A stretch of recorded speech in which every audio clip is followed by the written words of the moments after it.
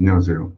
원영의 속속 경제 원영근입니다. 오늘은 7월 21일 수요일 아침입니다. 수요일 아침 경제 시사회를 시작하겠습니다. 제가 준비한 자료를 보시면서 같이 말씀을 나누도록 하겠습니다. 제가 자료를 지금 올려놓지를 않았군요. 제가 자료를 금방 올리겠습니다.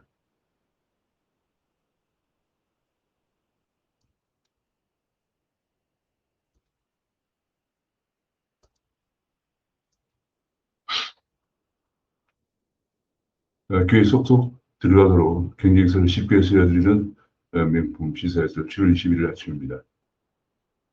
어제 확진자가 1,700명대를 넘었습니다. 어젯밤에 1,600명대, 오늘 아침 제가 확인해 보니까 1,700명대를 넘었습니다. 오늘은 1,800명대 육박하지 않겠는가 하는 그런 전망이 나오고 있고요. 위중증 환자도 200명대에 도입을 했습니다. 이것이 현재 거의 지금 이제 특이한 문제가 환자도 늘고 있지만 확진자도 늘고 있지만 델타 변이 검출률이 40%에 육박하고 있다는 것이 지금 문제가 되고 있습니다. 그래서 지금 이제 위중증 환자가 200명을 넘어서고, 근데 백신 접종률이 낮은 50대가 가장 많이 31%라 1%입니다. 위중증 환자의 비율이 50대와 40대가 가장 많고 60대가 29% 그렇습니다. 근데 여기 보면 이제 접종률이 50대가 가장 낮습니다.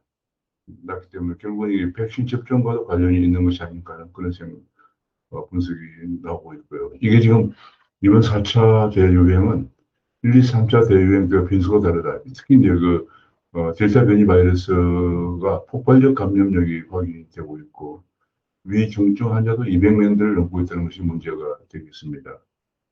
델타 공습이 거센데, 지금 문제는 100억을 들여서 만든 코로나 백신 예약 사이트가 매일 마비가 되고 있다는 겁니다. 근데 서버가 네 번째 목통이 되고, 백신도 교체가 되고, 기간 연장이 되고, 접종이 다 뒤죽박죽이다. 이런 분석이 나오고 있습니다. 30만 명 서버로 154만 명 신청을 받아서 예약 대란이 한 달 뒤에 불릴 거다. 그런 얘기입니다. 지금 이 문제가, 제가 조사해보면 6월 18일 날 50만 명 일 접종한 이후에 6월 19, 20일부터는 거의 6월 20일부터는 하루에 1, 2만 명밖에 접종을 하지 못하는 사태가 발생했습니다. 그리고 6월 지난 한 달 동안 1, 2만 명 접종을 하면서 아마도 백신이 확보가 안 돼서 그렇습니다. 그래서 이것이 한 달 뒤에나 풀린다 그러면은 한국 델타 바이러스 쇼크가 얼마나 갈지 지금 알 수 없는 그런 상황입니다. 결과적으로 백신 확보 문제가 제일 큰 문제로 대두가 되고 있습니다. 백신 확보하지 못한 상태에서 델타 변이 바이러스마저도 외국에서 들어오는 델타 변이 바이러스 보유자들을 걸어내지 못하면 특히 중국 효험이 없다고 여러 가지로 지적되고 있는 중국 백신을 맞은 사람들에 대해서는 굉장히 면제까지 해주고 있는 그런 상황이기 때문에 지금 이제 이것이 그런 가운데 지금 계속 델타 변이 바이러스 확산되는데 백신이 부족해서 접종도 제대로 못하는 것이 만약 다음 달에 가서 풀린다 그러면 큰 문제가 아닐 수가 없는 상황입니다. 지금 50대 접종 대혼란이고 예약의 목통이고 백신 돌려막기를 하면서 지금 난리가 난 그런 상황입니다.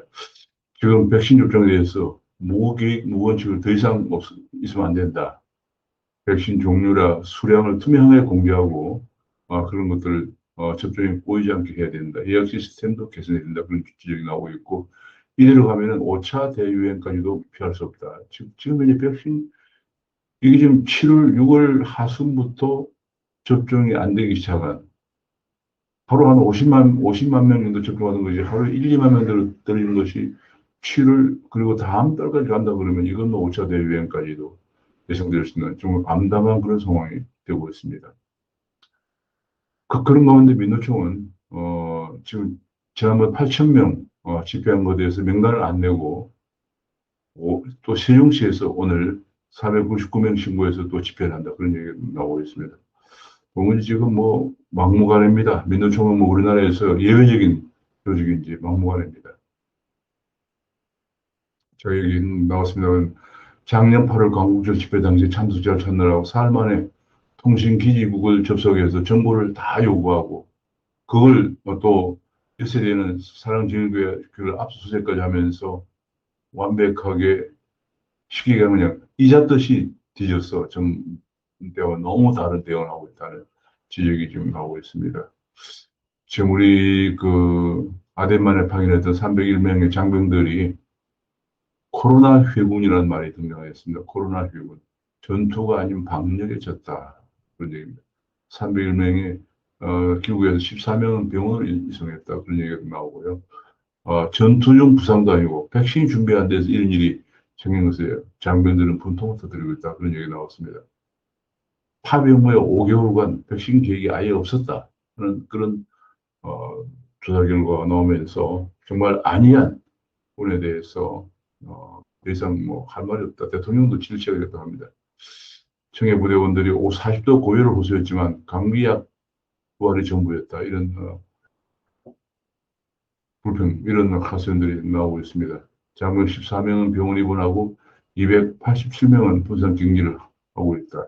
그런 가운데 있어요. 이 와중에 군부는 외교력이 빛난 기관 잡기다 자찬을 하고 있는 이런 말도 안 되는 일들을 지금 하고 있는 상황입니다. 지금 문 대통령은 사과를 하지 않고 오히려 군부가 질책을 하고 있는 그런 상황입니다. 이런 가운데서 우리 군이 최근에 일어난 여러 가지 사고들이 너무 빈발하고 이런 군인으로 과연 전쟁을 치를 수 있겠는가 하는 그런 의문이 국민들이 많이 제기하고 있는 그런 상황인데 지금 우리 군을 다시 생각한다 하는 그런 전문가의 칼럼도 실리고 있는 상황입니다. 이게 방역 문제로만 볼 사항이 아니다. 지금 군의 구멍이 방역 문제만이 아니다는 그런 지적이 나오고 있습니다. 지금 현재 그 주택 정책 실패로 인해서 서울의 21개 구의 입주가 2023년까지 입주는 3천 가구도 안 된다. 그러니까 이렇게 입주 물량, 공급의 대책을 전혀 안 했기 때문에 집값이 오를 수밖에 없습니다. 게다가 임대차 3법까지도 겹쳐가지고 끝모를 쇼커, 아파트 가격과 전세 가격, 이 아파트 가격이 끝없이 오르고 있고 전세 가격도 오르고 있는 상황입니다. 지금 이게 2023년 후내년까지 21개구의 서울에 3천 가구밖에 공급이 안 된다. 이게 좀 말이 안 되는 얘기죠.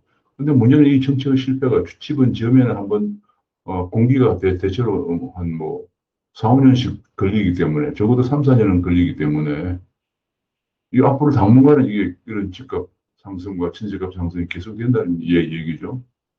지금 뭐 이런 가운데 지금 여기가 어설픈 규제 때문에 이게 지금 무슨 얘기냐 또 하나 이게 보니까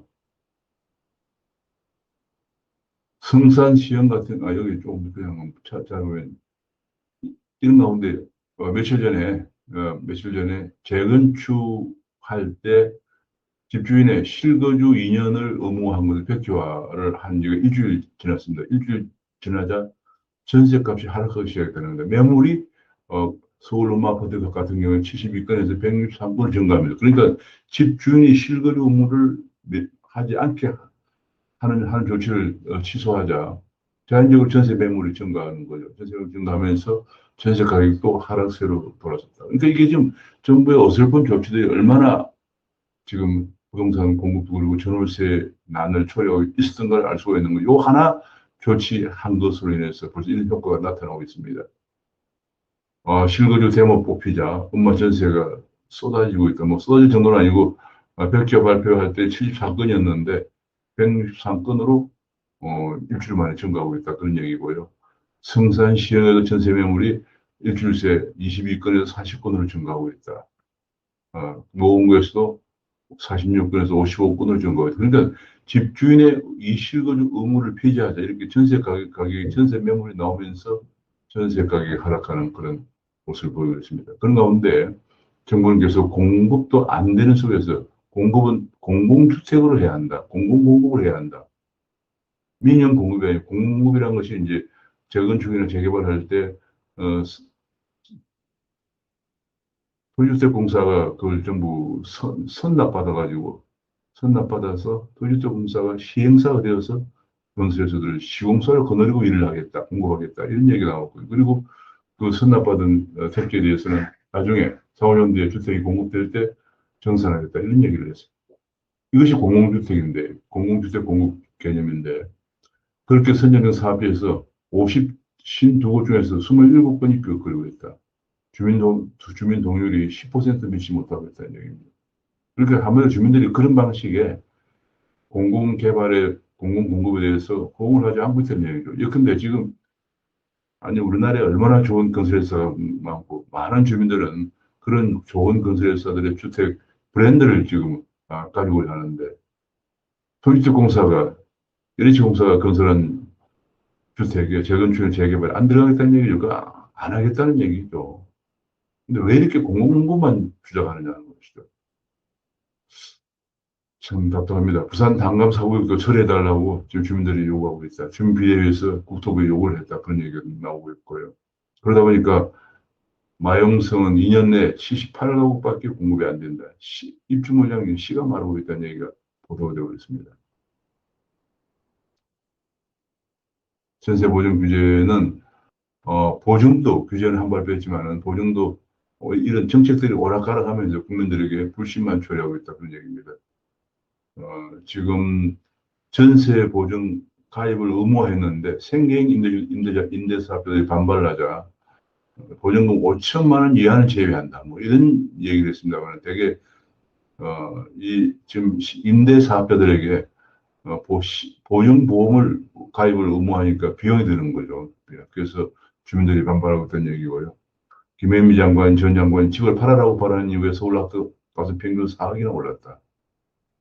정말 주택정책에 관해서는 뭐 할 말이 없습니다. 이렇게 대통령도 실패를 인정을 하는데도 지금 제대로 된 개선책이 축비를 막겠다고 얘기했지만 제대로 된 개선책은 나오지 않고 있는 상황입니다. 그런 가운데 시장은 혼란만 가중이 되고 있는 상황입니다. 아파트는 나오지 않아서 거래량이 뚝뚝 떨어지고 있습니다. 작년 7월 달에 강남구의 서울의 거래량이 1,664건이었던 것이 금년 6월에는 3,555건으로 거의 3분의 1 정도 반토막이 3분의 1 정도로 줄고 있는 상황입니다. 암호화폐 가격이 어제 많이 급락을 했습니다. 저도 비트코인이 3만 달러를 떨어졌는데 이것이 가장 큰 것이 지금 델타 쇼크라고 그래서 델타 변이 바이러스가 확산되면서 앞으로 경기에 대한 지금 모든 자산 가격이 하락을 하고 있는 상황입니다. 지금 델타 변이 바이러스의 확산이 지금 예사롭지 않습니다. 그건 제가 심층 무속을 말씀을 드리려고 합니다. 그래서 어제 비트코인 가격도 3만 달러가 붕괴되었습니다. 델타 쇼크로 3만 달러 깨졌다. 이런 분석이 나오고 있고요. 그래서 비트코인 가격이 이렇게 지난 5월 이후에 횡보를 보이는 가운데서 이번 델타 쇼크로 하락을 하면서 3만 달러 선이 깨지고 있는 29,684달러를 기록하고 있습니다. 이더리움도 지금 하락을 해서 2,000달러 선이 깨져서 1,782달러를 기록하고 있고요. 한국에서도 전부 약세를 보이고 있습니다. 한국 비트코인 가격이 3,521만 원을 기록하고 있고요. 이더리움 가격은 지금 보면은 이더리움 가격이 여기 214만 원을 기록하고 있는 상황입니다. 그런 건데 이제 한국은행이 디지털 화폐 CBDC라고 그러죠. 중앙은행 디지털 화폐 시범 사업자로 카카오를 선정했고 카카오의 계열사 그라운드엑스 선정했습니다. 이 카카오 계열사 그라운드엑스는 카카오의 암호화폐인 클레이턴을 발행하고 있는 회사입니다. 상당히 탄탄한 회사고요. 그런 탄탄한 축적된 경험을 인정해서 한국은행 디지털 CBDC 중앙은행 디지털 커런시 사업에 카카오를 선정했다. 이 예산은 49억 6천만 원에 달하는 그런 사업입니다. 내년 6월까지 실험을 끝낸다 그런 얘기인데요. 지금 이제 이것이 가장 큰 문제가 중국이 내년 2월에 이제 중국은 거의 2014년부터 이제 연구를 하고 2019년부터 시범 사업을 해서 지금 2년여 시범 사업을 거치고 지금 중국의 12개 지역 베이징이나 선전이나 청두 같은 데서 시범 사업을 하고 있는데 내년 하고 끝내고 내년 2월에 북경 올림픽에 즈음해서 상용화시킨다 그런 얘기입니다. 이 상용화되면 이제 거의 중국에서는 그냥 뭐 이 모바일 폰만 갖고 다니면서 다 그냥 쉽게 거래할 수 있는 그런 시스템으로 바뀌는 거죠. 이제 거의 뭐 카드는 거의 안 쓰게 되는 시대가 오고요. 현금이 없는 정도가 아니고 그냥 모바일 폰에 있는 전자지갑에 내장된 데이터 화폐를 가지고 거래하게 되는 시대가 오는 거죠. 그리고 그 분야에 중국에서는 지금 해외여행 갈 때도 디지털 위안을 쓰게 하고 또 외국인들이 중국에 여행 올 때도 디지털 위안을 쓰게 한다 해서 중국의 목표가 최소한 디지털 화폐 시대는 적어도 아시아 지역에서는 지역 통화로 자리 잡겠다 하는 그런 목표를 가지고 하고 있기 때문에 한국이나 일본에서도 이걸 좀 그냥 방법만 할 수 없는 그런 상황입니다. 근데 드디어 미국에서도 지금 디지털 달러를 발행하겠다는 얘기를 했고 유로에서도 그렇습니다. 그럼 유로에서도 디지털 유로를 잘 발행한다고 얘기를 했습니다. 근데 문제는 그렇게 될 경우에 지금 비트코인이 어떻게 될 것이냐 그런 얘기가 나오고 있습니다만 지금 암호화폐가 거의 10,000개 정도 코인마켓캡에 등록되어 있는 코인매도 10,000개 정도입니다. 근데 이 비트코인은 본래 기본적으로 지브랜 코인이죠. 이 지브랜 코인은 다소 영향을 받을 수는 있을 겁니다. 그러나 대부분의 코인들이 고유의 목적이 있습니다. 예를 들면 이들은 같으면 스마트 계약을 한다든지 뭐 등등 그런 고유의 목적이 있는 코인들이 워낙 많기 때문에 오히려 나머지 코인들은 각 중앙은행에서 미국이나 중국이나 한국이나 유럽 중앙은행 혹은 뭐 영란은행 등등에서 일본은행에서 디지털 화폐를 발행하기 시작하면은 그동안에 정말 디지털 화폐에 대해서 긴가민가 생각했던 많은 사람들이 야 이제 4차 산업혁명 시대를 맞이해서 모든 게 디지털화되면서 화폐마저 디지털로 되는구나 하는 인식이 확산되면서 오히려 다른 코인들은 더 많이 사용될 가능성이 크지 않겠나 저는 그런 생각을 하고 있습니다. 이제 코스피도 급락을 했습니다. 지금 이것이 이제 바로 그 델타 변이 바이러스가 확산되면서 지금 경기가 침체하는 것이 아니냐 하는 것 때문에 지금 하락을 하고 오늘 이 낮에는 오전에는 더 하락 추세를 하락하고 있습니다. 그런 하락을 하고 있는데 그런 가운데 지금 게임주가 2차 전지주가 지금 약진을 하고 있다. 그런 모습을 그런 보도가 나왔습니다. 지금 코스닥의 시총 상위가 변동이 되어서 주로 시총 상위가 과거에는 바이오주였는데 코스닥의 시총 상위 2위에 2차 전지수요, 3위에 게임주, 5위에 게임주가 등장하고 있다. 그런 보도가 나왔습니다. 특히 이제 코스피에서도 외국인들이 이달만 3조 원을 팔았는데 배터리 관련주는 지금 사고 있다 그런 얘기죠. 한국의 배터리 산업 육성 정책에 맞추어서 아마 배터리주를 많이 사고 있는 것 같습니다. 미국의 주가가 어제 그저께 전날 그렇게 많이 그 베니바이러스 확산으로 경기 회복세가 뚫릴 수 있다는 우려가 되어지면 크게 하락을 했는데 그 하락의 반등세로 어제는 다소 소폭 반등하는 모습을 보였습니다만 여전히 지금 어제는 전날 낙폭 과대에 따른 반발 매수로 1% 정도, 1% 정도 올랐습니다만은, 그러나 미국 국채 금리가 1.45%까지 갔던 것이 1.2까지 떨어지면서 지금 떨어지고 있고, 지금 델타 변이 바이러스 우려가 계속 확산되고 있는 그런 모습입니다. 그 가운데 카뱅이 이제 곧 상장을 하는데, 상장을 앞둔 카뱅에 대해서, 지금 그 고평가 논란이 있었는데, 어제 카뱅의 행장은 그렇지 않다. 카뱅 대표는 이건 인터넷은행과 카뱅은 완전히 은행과는 비교하면 안 된다. 새로운 금융 플랫폼으로 새롭게 태어날 것이다. 그런 주장을 했습니다. 그러니까 지금 현재 이 모바일 뱅킹을 단순히 은행의 디지털화 이렇게만 봐서는 안 된다는 거죠. 새로운 금융 플랫폼. 지금 이제 4차 산업혁명의 특징 중 하나가 디지털과 더불어서 플랫폼 산업의 확산인데요. 금융도 완전히 새로운 플랫폼 산업으로 간다는 얘기죠. 그렇게 얘기하면서 기존 은행과 비교를 하면 안 된다 그런 얘기를 했습니다. 그리고 카뱅은 IPO로 모아진 자금을 가지고 카드나 증권 사업으로도 확대할 거다 이런 보도를 했습니다. 그리고 카카오뱅크 같은 경우 카뱅이죠. 카카오뱅크의 약 40%가 14세부터 19세까지 Z세대다 하는 얘기를 했습니다. 그래서 지금 흔히들 요즘 그 세대가 주도한다고 그래서 모바일 플랫폼에 익숙한 G세대, Z세대라고 하죠. 그래서 그 자이낸스라는 말도 씁니다. 자이낸스. 그러니까 카뱅 사용자의 40%가 10대란 얘기예요. 14세, 19세까지. 그래서 10대를 금융 팬덤으로 해서 카뱅 사용자가 1600만 명까지 올라갔다. 그런 얘기입니다. 그래서 지금 이제 앞으로 한국의 인터넷은 9월 달에 토스뱅크가 출범하면서 카뱅과 케뱅, 토스뱅크 3파전이 될 전망입니다. 최근에 P2P 업체에 대해서 단속이 새로운 그 온라인 투자법이 마련되면서 등록을 받았는데 87곳 중에서 40곳만 신청을 했다. 그런 얘기고요. 현재 신청하지 않는 47곳 중에서 약 14곳 정도는 폐업 가능성도 있다. 이런 보도가 나왔습니다. 지금 이렇게 되면서 P2P 업체가 좀 정리가 되는 것이 아니냐 하는 그런 보여집니다. 특히 반도체 쪽에서 삼성전자의 스마트폰이 2분기에 감산을 불가피하다. 반도체를 구하지 못해서 스마트폰 생산도 지금 생산도 감산이 불가피하다. 그런 얘기가 나왔습니다. 지금 이제 투자가 멈춰버린 삼성이라고 그래서 반도체에 이어서 스마트폰 5G 장비도 긴급해지고 있다. 그런 얘기입니다. 삼성전자 스마트폰 출하량이 하락을 하고 있고 5G 장비도 지금 세계 5위 수준으로 좀 시장 지배율이 7.2%로 떨어지고 있다.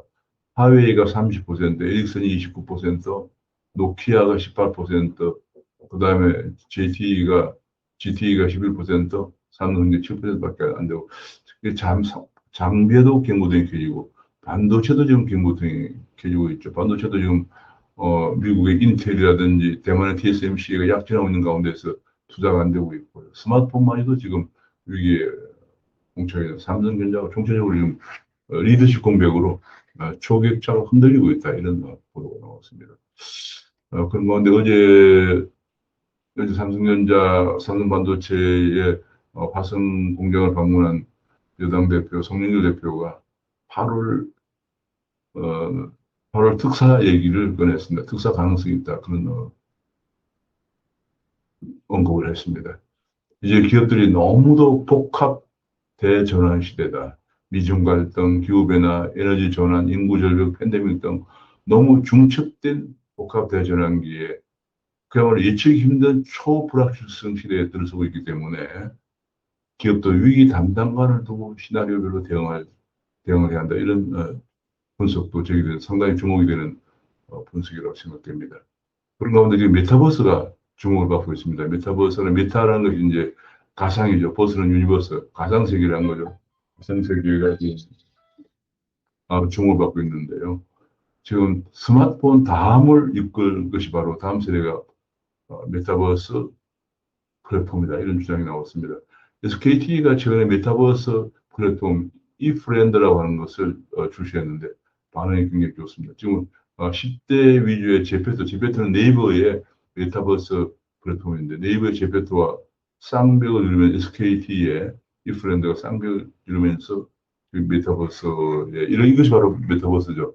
가상세계에서 앉아서 토론도 하고 심지어 회의도 하고 또 게임도 하고 여러 가지를 할 수 있는 그런 것이 바로 메타버스인데요.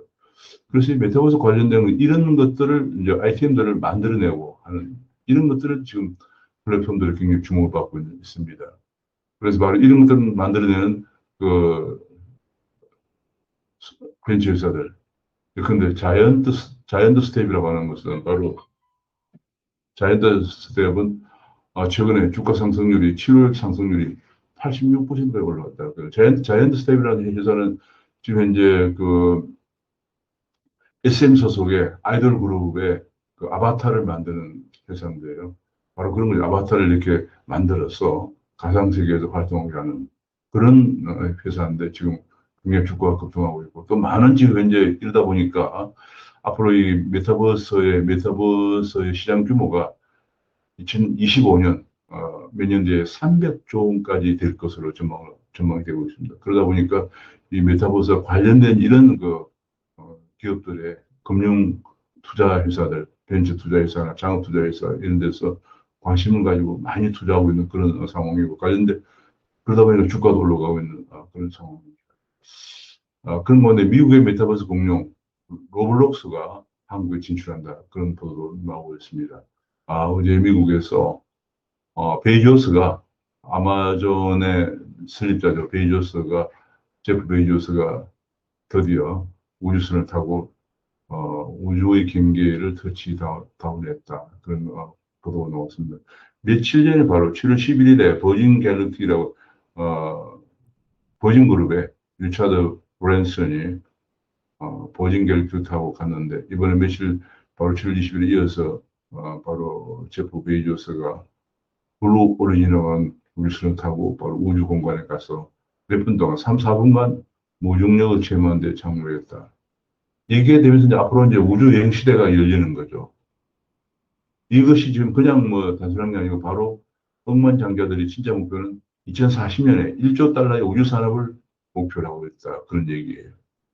정말 미국이라는 나라는 우리가 다시 한번 생각하게 됩니다. 미국의 나라는 제가 2017년에 이 모바일 폰, 스마트폰을 애플이 출시하면서 초연경 시대를 열었습니다. 그다음에 구글이 인공지능, 딥러닝을 출시하면서 인공지능 시대를 새로운 인공시대, 과거에 머신러닝에 머무르던 인공지능을 딥러닝 시대로 확장하는 그런 모습을 보였습니다. 완전히 미국이 지금 모바일, 그것이 바로 중요한 이유가 모바일은 초연결이죠. 인공지능은 초지능이죠. 그래서 4차 산업혁명을 한마디로 디지털 화학이라고도 하지만은 초연결, 초지능 시대라고 합니다. 그걸 바로 미국이 바로 새로운 문명을, 그것도 정부가 아니고 기업들이 새로운 문명을 이끌어가는데, 그리고 다시 또 우주 공강 시대에도 이렇게 우주 공강 시대를 들어가고 있는 모습을 보면서 미국의 다이나믹한 발전, 우리가 놀라지 않을 수 없습니다. 지금 그런 가운데 한국에서는 지금 뭐 문재인 정부 5년 동안 4년 반쯤 됐는데 방역 실패, 그다음에 이 전력 대란, 이 더운데 지금 폭염 속에서 전력이 부족해서 지금 블랙아웃 경고가 나오면서 공공기관들은 28도를 유지해라 이런 또 지시까지 들어있다고 그러고 부동산 정책 실패, 세금 폭등 그런 가운데 일자리 실패 그야말로 뭐 물론 재정이라든지 이런 그 큰 정책적인 차원이 아니고 이 바로 민생과 관련된 이 5가지 실패가 민생을 얼마나 힘들게 이 더운데 민생을 얼마나 기진맥진하게 하는가 하는 그런 제가 칼럼을 기고를 했습니다. 그런 가운데 또 이게 자원개발이 지금 하나뿐인 동해 가스연도 꺼지고 있다. 그 얘기는 뭐냐? 앞으로 올해 안에 산유국 지위를 상실할 것이다. 그런 얘기. 왜냐하면 10년 전만 하더라도 70억 달러 정도를 해외 자원개발에 투자했는데 작년은 7억 달러밖에 10분의 1밖에 투자하지 않으면서 해외 자원개발을 거의 중단하고 오히려 개발 거의 뒤에서 심지어는 이제 돈을 벌기 시작한 해외 자원 개발 창까지도 적폐라고 그래. 전 정부가 된 적폐라고 그래서 팔아치우고 있는 상황입니다. 전 도무지 지금 그러면서 배터리를 어떻게 육성한다는 거니? 니켈이나 구리광산, 배터리 들어가는 니켈이나 구리광산도 지금 매각을 하고 있는 중이고요. 석유도 이렇게 가스전도 다 매각을 하고 있고요. 야, 정말 뭐 문재인 정부가 제가 아무리 좀 여러 가지 좋은 점을 찾아볼 수가 없습니다. 앞에 민생, 그야말로 5종 세트는 말할 것도 없고, 이런 뭐 재정 위기를 초래할 정도의 재정 파탄은 말할 것도 없고, 이런 국가 백년대기 자원 개발도 완전히 지금, 갈아치우고 있고요. 그러면서 지금 더욱 놀라운 것은 자원은 이 해외 자원개발공사나 광해광무공사를 하나를 묶고 북한의 광물을 개발한 한국의 US 회사를 만연화시키는 그 회사의 목적이 북한의 자원을 개발한다는 보도에 놀라지 않을 수 없습니다. 북한이 뭘 개발한다는 얘기인지 도무지 알 수 없습니다. 정말 그뿐이 아니죠. 뭐 교육은 정교조가 지가면서 완전히 어린 학생들을 좌파 교육으로 몰고 가고 있고요. 지금 뭐 원전도 지금 앞에 본 것처럼 탈원전 하느라고 지금 전력도 지금 블랙아웃 얘기가 나오고 있을 정도고 지금 4대강 보는 지금 본문을 개방하고 뭐 보를 헌다 뭐 이런 얘기가 나오면서 지금 농번기에 농수도 지금 제대로 조달이 안 되는 이런 상황까지 가고 있습니다. 도대체 지금 국가 전체를 그냥 기반을 파괴하고 있는 그런 모습이 너무 안타깝습니다. 그런 건데, 뉴욕타임즈에서 5.18 역사 왜곡 처벌 부분 표현의 자유 시험대에 올라오고 있다. 이런 보도가 나왔고요. 중국이 세계 축제, 공산당 100주년, 왜 이웃나라들이 반가워할 수 없는가 하는 것은 대약진 운동이나 문해에 대한 오류에 대한 반성은 없고, 대약진 운동을 통해서 한 3천만 명 굶어 죽었죠. 문해도 중국을 완전히 10년 동안 파괴시킨 운동에 이런 반성은 없이 경제 성과와 중화주의만 강조하면서 주변국을 압박하고 있다. 한마디로 팽창 정책만 하기 때문에 주변국들이 반가워할 수 없다. 그런 얘기가 나오고요. 최근에 한국에서 대선 후보라는 사람이 소련군은 해방군이고 미군은 전면군이다. 이런 발언을 했습니다.